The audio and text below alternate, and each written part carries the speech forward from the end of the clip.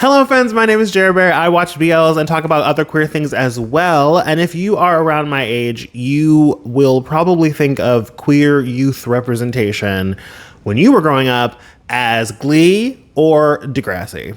Maybe also South of Nowhere. I didn't watch that, but shout out to lesbians. I apologize to the lesbian community for not watching that series. But today is different.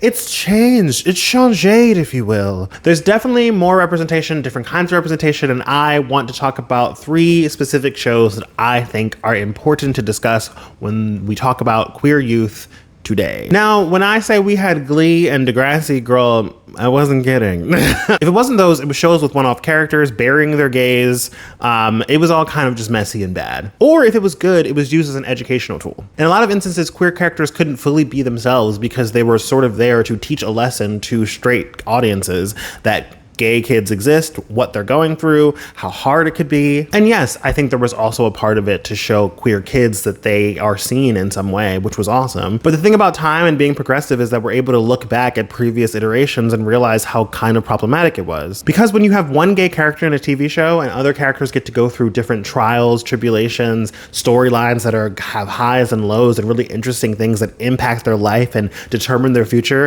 and then we go back to the gay character and it's more about being gay, they don't really feel like whole people. Times have changed, things are different somewhat. There's still a lot of LGBT TV shows that are getting canceled to this day, but we're able to have some lasting things. And I think one of the biggest ones that we have to talk about, obviously, is Heartstopper. Now, this is coming from someone who at some point is probably going to get a Heartstopper tattoo. This show means so much to me. And it's not just me. I've heard a lot of queer adults who have watched the show and found it incredibly healing for a lot of different reasons. And again, this idea of seeing this world that they would never have seen when they were growing up. And I do mean world, because when you actually engage in Heartstopper, you realize that yes, there's a love story in the center, but it's also more about queer community and queer community in the youth, something that we didn't have access to or representation of years before. If you don't watch Heartstopper, and if you don't, what's wrong with you? The story centers around Nick and Charlie. When the show begins, Charlie is a gay kid from an all-boys school and has come out the year prior. He's faced severe bullying, he doesn't have a lot of family support outside of his sister, and he also doesn't talk about his feelings a lot. He meets Nick, who through his friendship with Charlie and eventual feelings for Charlie realizes that he's bisexual, and through those two, an entire queer community begins to unfold. Heartstopper as a show attempts to show the entire LGBTQIA+ spectrum. There is a gay boy, a bisexual girl, a lesbian who's also just finds out that they're non-binary, a trans girl, an asexual boy, a bully who I would define as queer or questioning. They got everything in there. And on one hand, a lot of people feel like this depiction is unrealistic. The idea that all of the colors of the rainbow has found each other in this one friend group feels sometimes more like a political message than an actual realistic situation. But I would say it's both. It's very obvious that there are parts of Heartstopper that are trying to send a message to queer youth, to understand that you're not alone, that there's community out there, and a little bit of education towards straight people of what they're going through, what terms to use, what language we're evolving into, and also queer community is a thing. Yes, obviously there are a lot of situations in which different parts of the queer community stick to their own little bubbles, but there's also situations in which queer community thrives in abundance and collectivism. To be very honest, I only talk to straight people for work, and girl, if I didn't have to, I wouldn't do it. I'm very grateful that my community is full of all types of queer people who are non-binary and trans and lesbian and bisexual and all of the colors of the freaking rainbow. But I also had difficulty finding that at times, and I remember growing up feeling incredibly alone and like I was the only person within like a 5-mile radius who was even considered kind of queer. And while that's unfortunately still true for a lot of queer kids in a lot of places, in some other places it's not. There's more language, there's more social media and representation and access to different kinds of queer language, conversations, and community for young people to find. Many queer kids in a lot more progressive places are finding out who they are really early, or understanding the language and how it aligns to who they actually feel inside. And they're given the support and resources to do things like change their names or do different things with their expression, like haircuts or painted nails and things like that. And because it's normalized, they're able to do it freely and then find other people who want to do it too. And then create a beautiful community together. And that's why it sort of bothers me when people talk about Heartstopper as being cringy, because I don't think that's the right word. Yes, at times it's very saccharine, it's super, super sweet. And yes, while they deal with certain really dark themes, they're doing it in a very gentle and warm way. The show isn't Euphoria, but that doesn't mean that it doesn't have something to say and a real message to reach to people. And again, this is not just talking about queer youth, it's talking about queer adults as well. What does it mean for a gay adult man to watch a show where a 14-year-old boy gets to find love in another boy and gets accepted by not only his family, but also his friends? Or for a young trans girl to go to an all-girls school, find community and friendship, and get to grow into herself without any sort of restrictions. These are not cringe things. They're very beautiful. And if you needed something more serious or more intense, there's the show Generation. Now, I want to point out something very unfortunate. Generation was a show made by HBO, and we all know all of the craziness that went with the cancellations and tax write-offs and things like that. At the time of me making this video, I don't know where Generation is. It was an HBO original show. It got canceled after one season, and then it got removed from HBO and moved over to Tubi, and apparently now it's not there either. So while I talk about the merits of the show, if you can find it, please tell me where it is, or tell everyone else where it is. Generation takes a very different approach to the idea of queer youth today, but as someone who worked at an LGBT youth center for a couple years, it's super accurate. The concept of the show is about a bunch of kids who, for one reason or another, end up joining their school's LGBT alliance. While the show was on HBO, so not necessarily for queer kids, it didn't take it as far in a graphic or sexualized way as something like Euphoria. The kids in Generation are loud, crazy, ridiculous. They curse all the time. They have incredibly weird situations happen to them that feel sometimes too adult for their little teenage brains. But also that's what a lot of queer kids and kids in general are going through. They talk about sex and deal with sexual situations, but none of it is ever there to titillate. It's there to be awkward because it is awkward. And we watch these characters feel shame, guilt, and understanding as they're trying to navigate all of the things that are going on in life. It's also kind of Degrassi-ish in the way that like everything terrible keeps happening to these like 7 kids.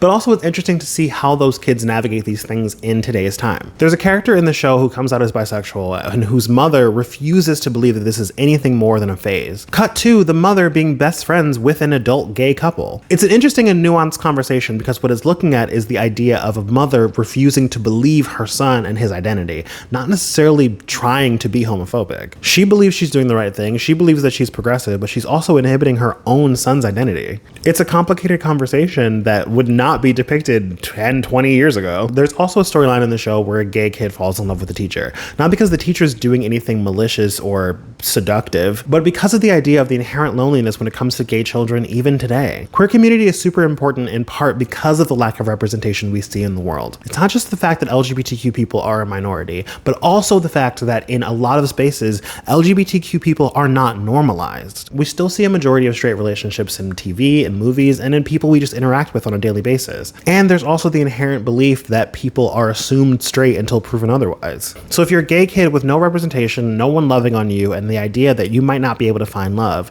and then you find someone who has similar values or understanding or the same identity as you, it makes sense that your little teenage brain might develop a crush. Generation was wild and crazy, and unfortunately it got some flack from the queer community itself. Part of the reason why I think that is because Generation was not trying to do what Heartstopper or let's say Love Victor tried to do. Those shows have this idea of representation and healing that's reflective of both queer youth but also queer adults today. Generation, however, it was just about queer youth.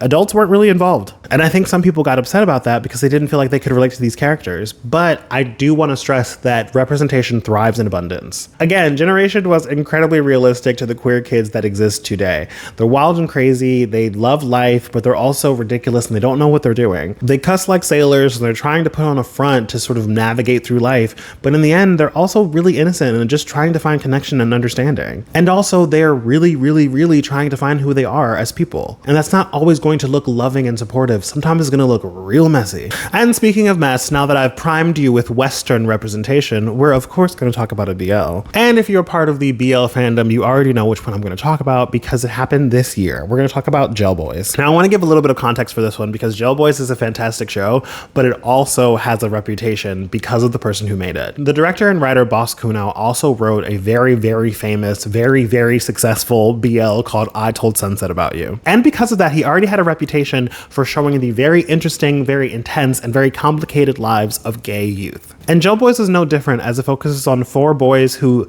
are in a love square in the middle of Bangkok, Thailand. One of the things that I think is fantastic about the show is that it does a very good job of showing how queer youth today, or youth today in general, navigate the ways of being in love, finding romance, and being really messy about it. And one of those ways is through the use of technology. The show is 7 episodes long, and each of the first 4 episodes showcases a different way social media impacts how these kids interact with each other. It's super interesting in the way that it feels super modern. It's not something that we as adults would ever be able to relate to, except for the feelings that are embedded within it. There's this idea of you making a duo Spotify playlist with your crush, filling it with songs so that you two can spend as much time together and just listen to all of it. It feels similar to the idea of making a mixtape or burning a CD for a crush, but it's different. They're making it together. So there's this idea of proximity and closeness, and also getting to know this other person's musical tastes. But there's also the idea of physical closeness. You get to sit in a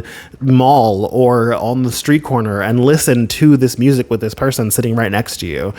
And it takes as long as it's going to take. And if you keep filling the playlist with more music, it takes longer. It's something that feels so beautiful and romantic, and also modern, and also juvenile in the most complimentary way. Because it's a form of communication without actually talking about it. You're not sitting there talking about your feelings like an adult, but you are giving yourself reasons to be with this person and close to this person. So they do this with Spotify, but they also do this with Instagram. They do this with TikTok and more. And then the amount of ways that it gets really fun and flirty, it also gets really messy and ridiculous. There's even a situation in the show where a character uses AI to get him and another person to kiss in a photo. It's messy. One of the things that I think is really interesting and really important about Gelboys and Boss Kuno's previous work, I Told Sunset About You, is that it really focuses in on the idea of young gay boys. As I may have mentioned before, masculinity and youth is one of my favorite topics to talk about. It's how I finished my psychology degree. It's very complicated, and I just want to dive into all of it. And these shows do that so well, because one of the things that's really interesting about these shows is that boys typically don't talk about their feelings, and the show is no different. There are so many scenes in which we're just staring into the eyes of this kid, trying to navigate what's happening to him, how he's feeling, and ends up with these rash, impulsive decisions that end up blowing up everything. And yes, there's a part of me that's like, oh my God, if you would just talk, this would be so much easier. But I also know that a lot of times that's not possible. Even in the show in Thailand, there's still this idea of boys not talking about their feelings, not sharing with their group, not finding community in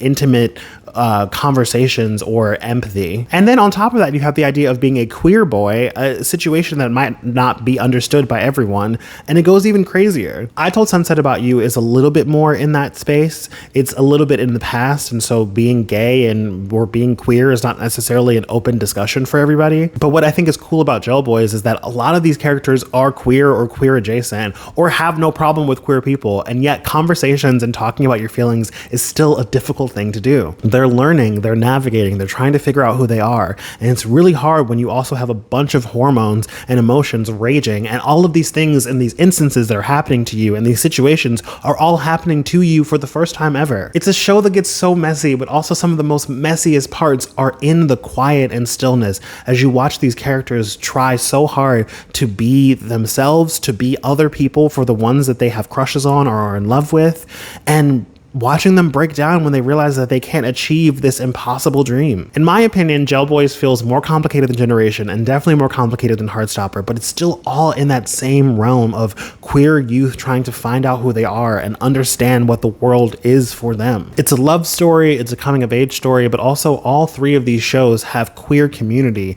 in a way that we didn't have when we were growing up. And again, it's not to say that this is a perfect world with perfect representation and a bunch of executives behind with buckets of money ready to pour over into new and exciting queer experiences. But what is cool is that we get a bunch of different shows that get to showcase what queerness looks like for young people who have more access to support, community, and understanding, while also understanding that being a teenager is absolutely stupid and messy and something that you should never repeat. So if you've watched Heartstopper, if you've watched Gelboys, or if you've somehow uncovered the rock in which Generation is under, please tell me how you felt about it. And if you haven't seen any of them, maybe watch them and try to see what queer young people are going through today. I promise you they're going through just as much as Marco or Santana. They just have a bunch of people backing them. Other than that, leave a comment, subscribe. I'll be back with more stuff. I haven't really figured out a schedule yet because I want to make sure that these almost video essays have like oomph to back them up. So I'm figuring that out, but we're gonna get there. I can make an entirely different video about the fact that Marco never had a successful relationship in Degrassi, and that's crazy. He, like, every man he met was the worst, except for Tim. Tim was fine, but he didn't like Tim. So, like, who cares? Like,